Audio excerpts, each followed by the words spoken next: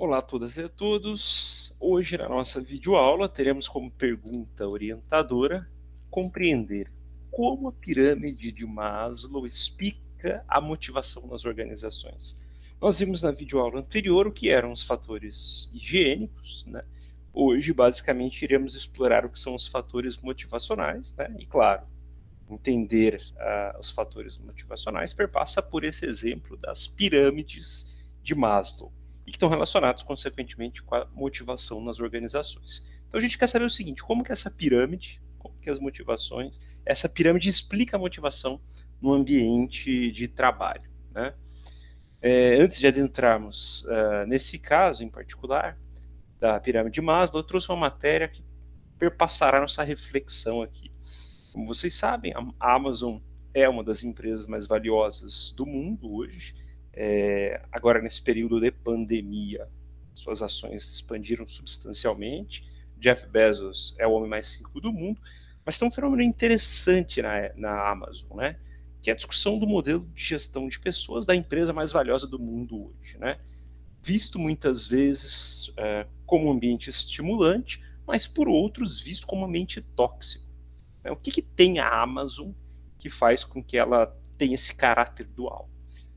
Para entendermos o ambiente da Amazon, é interessante a gente entender essas dimensões que perpassam os fatores motivacionais, né, a partir da pirâmide de Maslow, né? E aí iremos responder aí se a Amazon ela se aproxima desse modelo estimulante, motivacional ou não, ou as políticas de gestão de pessoas da Amazon são um ambiente tóxico, né?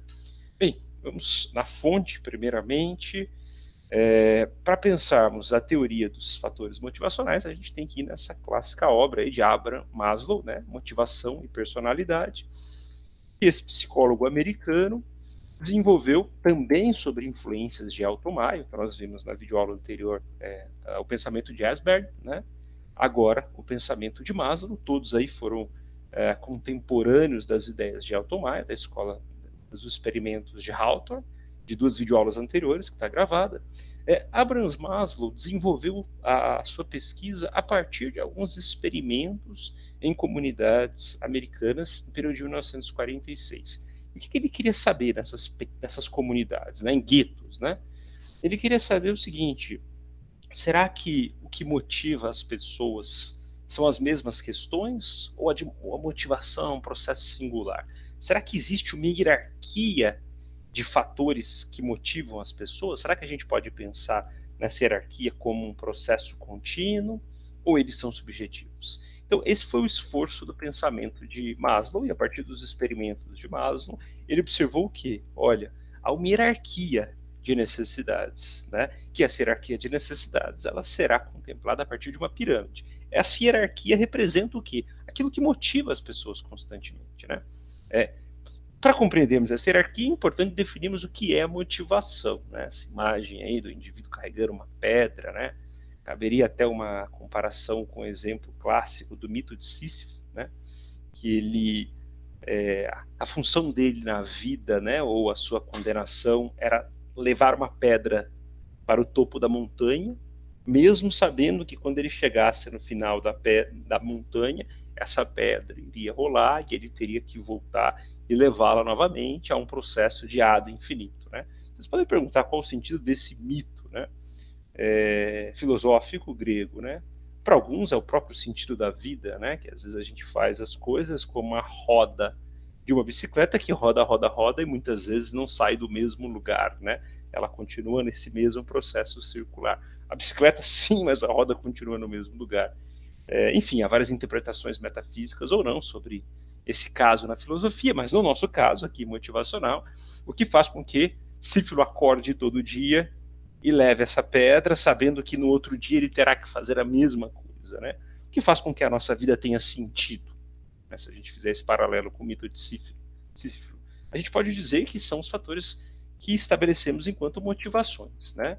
No ambiente de trabalho, claro, esses fatores são fundamentais para que os trabalhadores produzam mais. Por que um trabalhador vai produzir mais? Né? Ele só vai produzir mais se ele se sentir motivado, se ele acreditar naquele projeto, né? Então, a motivação, ela está relacionada a estados, né, estados de prazer e desprazer, tá? Então, quando o trabalhador se sente satisfeito naquele ambiente de trabalho, ele tem uma avaliação do trabalho como um processo prazeroso, como observamos aqui, diferente do processo de insatisfação nesse ambiente de trabalho, que ele é visto como desprazeroso, tá? E o que move as pessoas? A motivação, né? Já que a motivação é essa, a busca desse estado prazeroso, né? Na visão de Maslow, são enriquecimentos de cargos não como funções, papéis, mas de atributos que fazem com que psiquicamente esse trabalhador, esse empregado, se sinta motivado para carregar aquela pedra, né? Então, pegamos aqui o exemplo clássico da pirâmide de Maslow, que fundamenta grande parte das políticas motivacionais no ambiente de trabalho. Maslow dizia o seguinte: todo mundo acorda e é motivado por questões de necessidades fisiológicas. O que são as necessidades fisiológicas, como essas imagens aqui? As pessoas precisam comer, as pessoas precisam dormir, as pessoas precisam beber água, as pessoas precisam muitas vezes atender aos libidos, os desejos, né? Esses fatores fisiológicos de necessidade primária, eles se sobrepõem aos outros. Dificilmente um trabalhador vai buscar outros fatores motivacionais se ele não tem o ganha-pão, por exemplo, né? Dificilmente um trabalhador vai se preocupar com autoestima se ele não consegue nem comer ou beber. Tá? Então, o que diria Maslow? Aos fatores de ordem básica. O trabalhador precisa, as pessoas em sociedade precisam suprir esses fatores fisiológicos. Porém, quando o indivíduo supre esses fatores fisiológicos, quando ele já possui as condições básicas necessárias para comer, e para beber, e para dormir, ele começa a almejar outros fatores, né? E esses outros fatores muitas vezes são de ordem de segurança. Então, por exemplo, imagine o caso do trabalhador que estava desesperado por um emprego. A partir do momento que ele obtém um emprego, a partir do momento que ele consegue suprir essas necessidades básicas fisiológicas, ele começa a se preocupar com outras dimensões, como, por exemplo, a segurança. Olha, agora que eu já tenho meu emprego, eu gostaria de garantir esse emprego. Eu não gostaria de ser demitido. Agora que eu tenho esse emprego, eu gostaria de ter, por exemplo, uma estabilidade. Eu gostaria de ter um plano de saúde para caso venha alguma outra adversidade, o que não é uma questão do presente, mas do futuro, né? Então, supridas as necessidades de ordem fisiológica, surgem as questões de ordem de segurança, a própria estabilidade no trabalho, as questões dos planos de saúde, de previdências, né? Agora eu já supri minha necessidade, eu estou preocupado com o futuro. Então, as motivações vinculadas às dimensões de segurança seriam aí a segunda etapa desse processo, dessa pirâmide motivacional. Porém, supridas também essas questões de segurança, por exemplo, estou num trabalho que dificilmente eu serei demitido se eu não cometer nenhum grande equívoco, se não vier nenhuma grande crise econômica, eu tenho meu plano de segurança, de seguridade, eu tenho meu plano de saúde, né? Eu recebo e supro as minhas necessidades básicas. Aí entra uma terceira dimensão motivacional na visão de Maslow, que trata-se das questões do sentimento de pertencimento. Nós somos sujeitos sociais. Talvez quem aí está assistindo esse vídeo nessa pandemia está sentindo o que é passar uma reclusão de aproximadamente 8 meses dentro de casa, né, no momento que esse vídeo está sendo gravado. Como faz falta um barzinho, uma interação social, né? Claro que muitos já estão suprindo essas necessidades, estão indo aos bares, outros ainda não. Essa dimensão do pertencimento é fundamental. Então, se eu supro as minhas necessidades básicas, se eu supro as minhas questões de segurança, eu também preciso, eu quero me sentir parte da sociedade, eu quero me sentir incluído, né? Então, no ambiente de trabalho, as preocupações, por exemplo, de uma empresa que cria um clube, que cria grupos sociais, que estabelece, por exemplo, happy hours, eventos sociais, esses eventos às vezes estão ligados nesse intuito de integrar o grupo, né, suprindo essa dimensão do sentimento de pertencimento, né? Por isso que o discurso, muitas vezes, de se vestir a camisa de uma empresa, como nós veremos nas próximas videoaulas, ele tem esse apelo fundamental, né? Uma empresa que usa aquele uniforme, que todos fazem parte daquele time, estamos juntos, vamos lá, turma. Esse um sentimento de pertencimento, que é um fator motivacional, já que somos sujeitos sociais. Suprido esse sentimento, né, há outros fatores, como, por exemplo, o fator da estima, né? Eu quero conquistar as minhas metas, eu quero me sentir reconhecido, eu quero me sentir valorizado, né?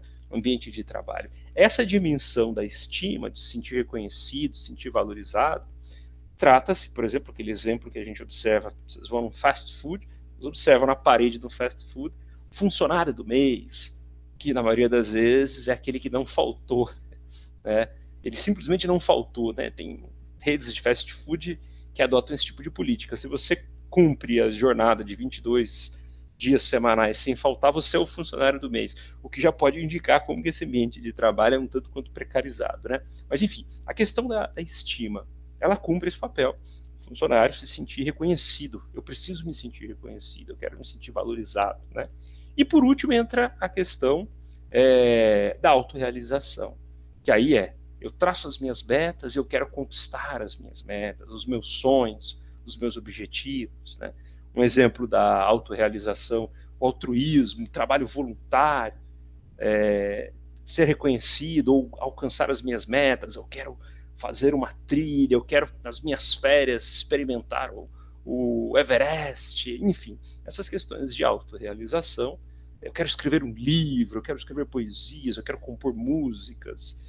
Essas questões de autorrealização seriam para Maio o topo, para Maslow, o topo da pirâmide dos fatores motivacionais, né?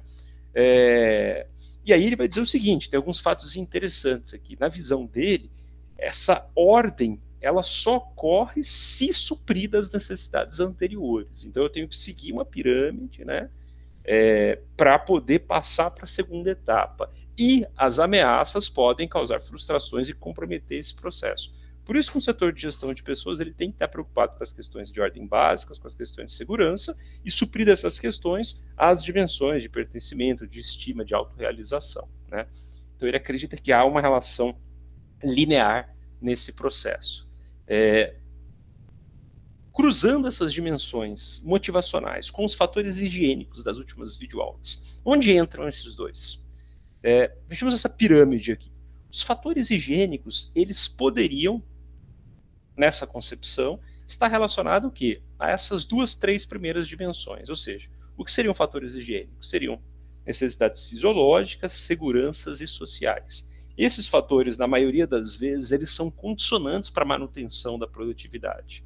No entanto, os fatores das necessidades do ego, como status, reconhecimento, realização, trabalho em si, progresso, seriam, propriamente dito, os fatores motivacionais. Então, há alguns autores que consideram que dentro da pirâmide de Maslow é possível ver que os fatores higiênicos são aquela parte básica ali, que também estabelece um mínimo de motivação para as partes superiores desse processo, que é o reconhecimento, o ego, que devem ser trabalhados para motivar, né?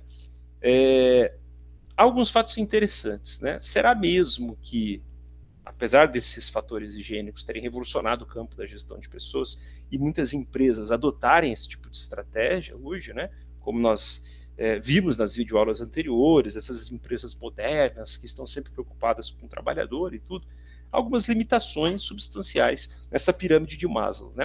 A primeira dela que a gente pode questionar é o seguinte: será mesmo que todos os trabalhadores são iguais? Será que todos os indivíduos na sociedade eles são idênticos, né?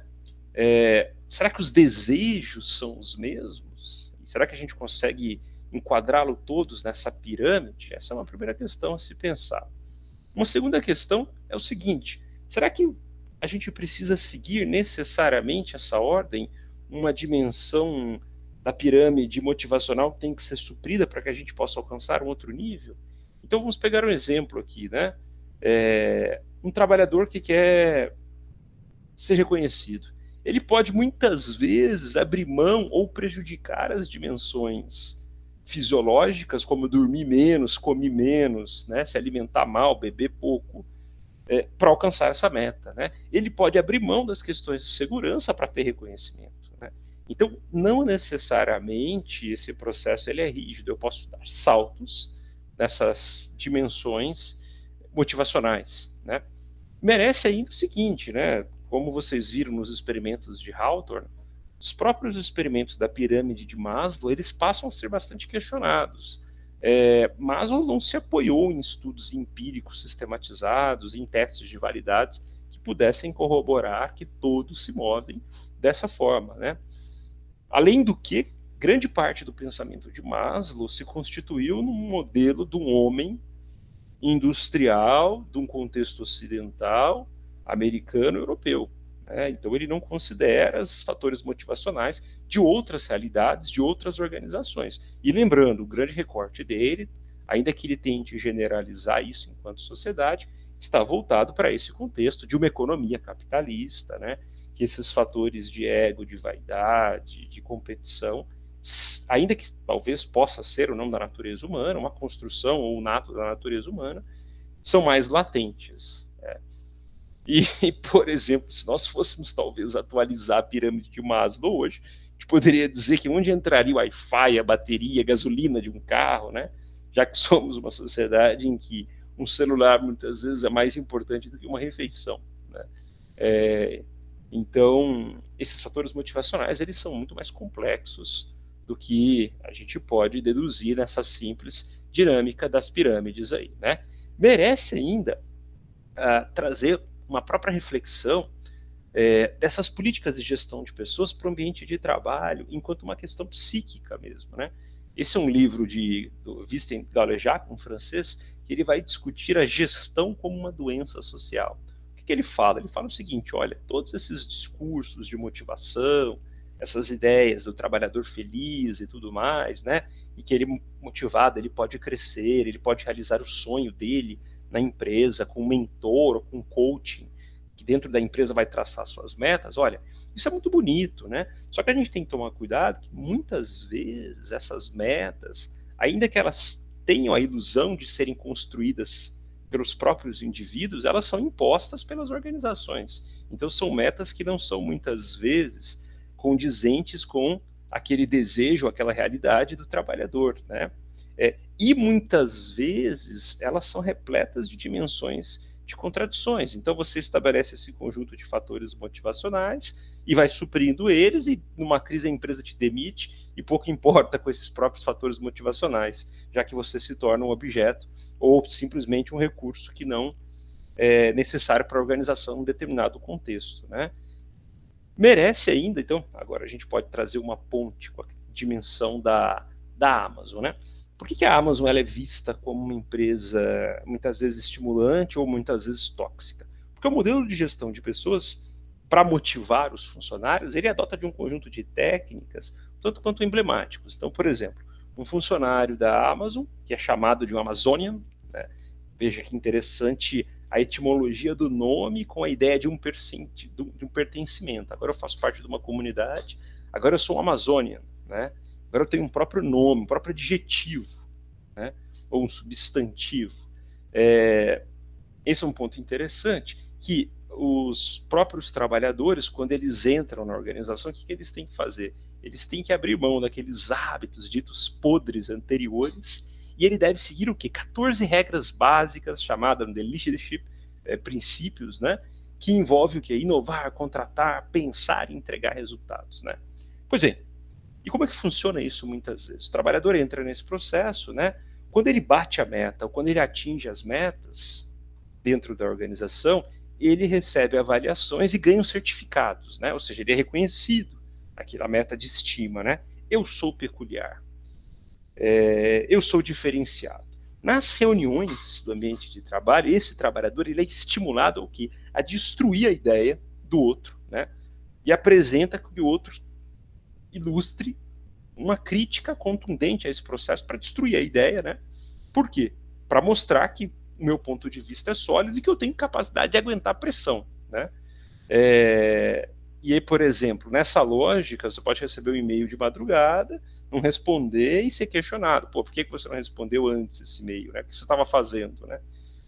Então, esse modelo de gestão de pessoas, de destruir a sua peculiar, de competitividade, de agressividade, é um modelo que não é um modelo que todos lidem bem com esse tipo de estrutura psíquica, né? Para aguentar essa pressão, né?